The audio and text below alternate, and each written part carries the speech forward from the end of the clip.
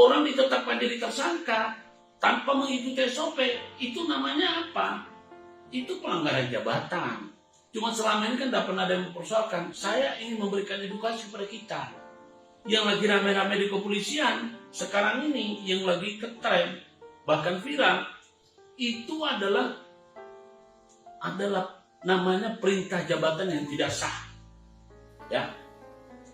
Jadi kita harus tahu bahwa ada perintah jabatan yang sah, ada perintah jabatan yang tidak sah. Nah, kemudian polisi memang punya kewenangan untuk menangkap kalau memang sudah terpenuhi standar operasional prosedur untuk menangkap seseorang. Menahan punya. Nah, kalau mereka itu hanya karena kewenangannya bisa menangkap, bisa menetapkan tersangka, orang tidak bersalah pun bisa ditetapkan tersangka. Kemudian orang ditangkap, orang tidak bersalah pun bisa jadi ditangkap karena kewenangan penyidik. Jadi jangan kita dibodoh-bodohi sama kata-kata multitafsir kewenangan. Bapak mulailah belajar tentang hukum. Jadi jangan sembarangan. Kita di jalan, tiba-tiba kita ditahan, dicegat sama polisi serse atau polisi apa ini? Polisi biasa memeriksa SIM. Itu bukan SOP-nya. Polisi Sabara, ya dia di pos. Ya. Kemudian tiba-tiba ada kejadian peristiwa tindak pidana umum dilakukan dilidik oleh lalu lintas, Polantas. Itu juga nggak boleh karena SOP-nya bukan itu, ya. Tidak semua polisi adalah penyidik dan tidak semua penyidik bisa menyidik semua orang yang tidak ada hubungannya. Nah, ini yang perlu kita harus ketahui. Bahwa teman-teman pengacara mulai dari sekarang berhentilah mengatakan bahwa penahanan, penetapan tersangka, kemudian penangkapan, penahanan itu merupakan kewenangan polisi, penyidik. Tidak semua. Jadi memang kita tahu kalau sudah sesuai dengan peraturan kepolisian Perkap atau SOP, maka itu bisa dikatakan kewenangan yang sah. Kewenangan atas perintah jabatan yang sah. Tapi kalau seperti yang kebanyakan terjadi, ya apa yang namanya apa?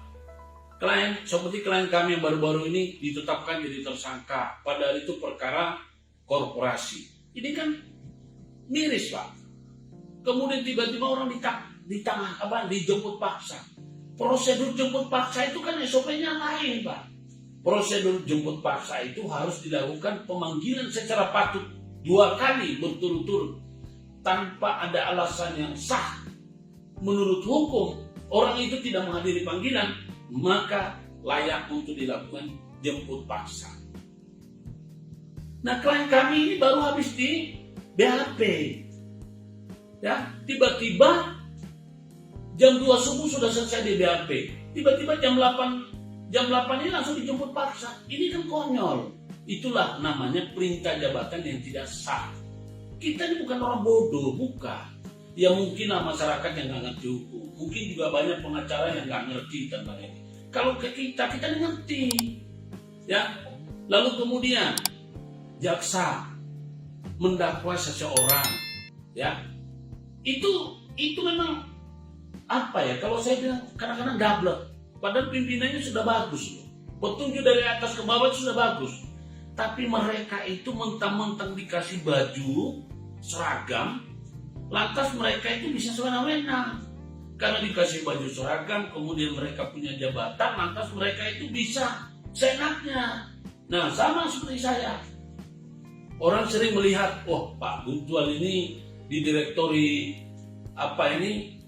Mahkamah Agung selalu isinya kalah. Mereka nggak ngerti. Saya menyelesaikan perkara ratusan. Kebetulan saya ini restoratif justice. Yang orang lihat itu perkara saya yang dibela orang lain. Perkara-perkara itu bukan perkara saya. Sekarang kemudian ada orang bilang, oh Pak Guntual ini melanggar Siktinas. Hati-hati Pak. Itu ngawur. Sampai sekarang ini putusannya tetap di atas kertas ini bebas. Kemudian orang-orang yang mengatakan bahwa saya ini telah melanggar Siktinas, hati-hati nanti terjebak sendiri. Senjata makan tuan. Tahu nggak Anda? Kalau namanya penggunaan gelar yang tidak sah, berarti gelar saya harus dicabut. Anda ingat ya, ini tentang dakwaan itu mengatakan bahwa saya tidak sah. Kalau saya tidak sah, Anda berani nggak mencabut-cabutnya gelar? Sedangkan dari universitas itu sudah mengatakan bergelar saya sah. Sekarang coba tunjukkan sama siapa, kekuasaan siapa yang bisa membatalkan saya punya gelar akademik. Makanya inilah orang-orang yang memaaf ya. Orang itu terjebak dengan ininya sendiri. Hari ini pengacara saya sudah datang ke pengadilan negeri itu meminta turunan. Meminta namanya apa? Salinan putusan yang ada pertimbangannya. Yang ada pertimbangannya itu gini, Pak. Dalam perkara itu, kalau misalnya memang perkara itu apa? Ada namanya tulisannya menimbang bahwa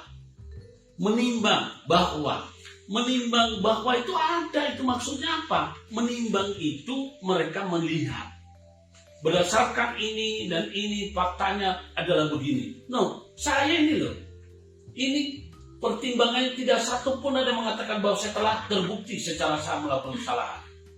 Hanya karena sekarang ini ada permainan.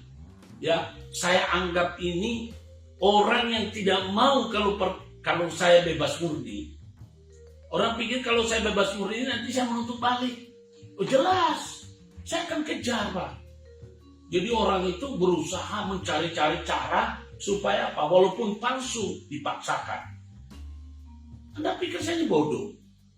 Kalau memang saya terbukti, satu hal. Kenapa kok hukumannya? Kenapa kok jaksa itu cuma mengajukan 3 bulan? Padahal ancamannya 10 tahun. Itu satu. Kedua, kalau saya terbukti melanggar tentang Undang-Undang Sidiknas, maka harus dijamin, harus dicabut ijazah saya. Gelar saya tidak berhak. Saya menjadi advokat ilegal. Jadi hati-hati dalam hal mengatakan bahwa saya ini terbukti. Saya kan tuntut loh. Ini saya cuma diam-diam aja. Tapi saya akan minta, berani nggak Mahkamah Agung memutuskan bahwa saya punya ijazah gelar dicabut? Ini terjebak mereka. Kalau benar putusannya itu, maka sudah terjebak semua. Jadi sekali lagi saudara-saudaraku, namanya dakwaan. Ini tolong kepada teman-teman ada surat edaran, ya, surat edaran Jaksa Agung Muda Tindak Pidana, ya,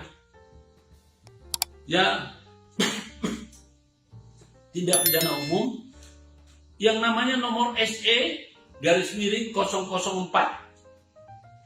ya, garis datar, kemudian garis miring J.A Jaksa Agung, garis miring nomor 11 tahun 1993 tentang petunjuk teknis pembuatan dakwaan.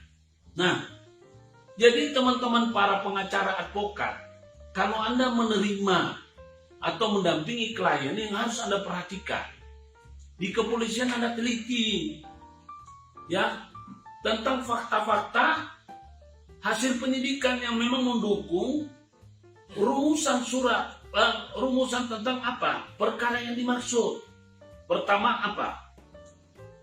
Tindak pidana, ya, tindak pidana atau kualifikasi tindak pidana yang dilakukan.